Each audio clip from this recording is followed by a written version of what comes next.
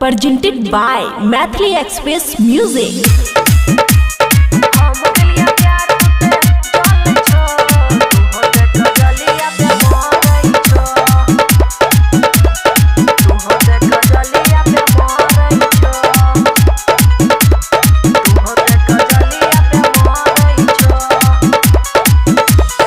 आजकल हमारा से करे न छी भेंट गे लगे छो कि दोसर से भै गेली सेट गे सब बुझे छी तोर। अच्छा चल हट। आजकल हमारा से करे न छी भेंट गे लगे छो कि दोसर से भै गेलो सेट गे। हमरा पे सुना ए राजा झूठो की शौक करे छो। हमरा पे सुना ए राजा झूठो की शौक करे छो। हम के लिए प्यार तू त जल छो, तू त कजलिया पे मरै छो। हम के लिए प्यार तू त जल छो, तू त कजलिया पे मरै छो। डीजे गुड बनवन तू त कजलिया पे मरै छो। तू त कजलिया पे मरै छो। तू ओने मजा लै छो हो राजा, हमहु एने लै छिया बुझलहो। बाद में पचतै भी गे रानी सच बतिया कहै छियो। तू ओने मजा लै छो हो राजा, हमहु एने मजा लै छिया।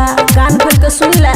बाद में पचतै भी गे रानी सच बतिया कहै छियो। अरे इहे सिकलिया बरे कप तू होते झूठो से हमरा से लड़ै छो।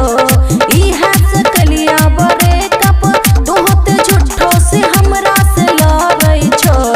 हम के लिए प्यार तू त जल छो, तू होते कजलिया पे मरै छो। हम के लिए प्यार तू त जल छो, तू होते कजलिया पे मरै छो। बुझलहो हम सब जानै छिया।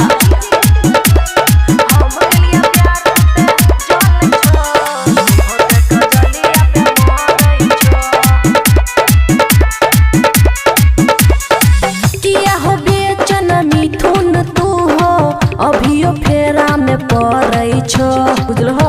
याद कर बतिया के रतिया बीतल रहेला चारी में।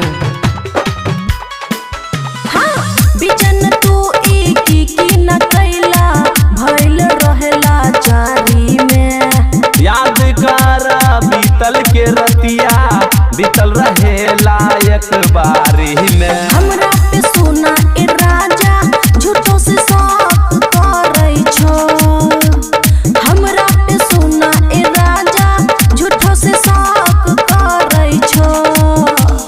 हम के लिए प्यार तू त जल छो, तू त कजलिया पे मरै छो।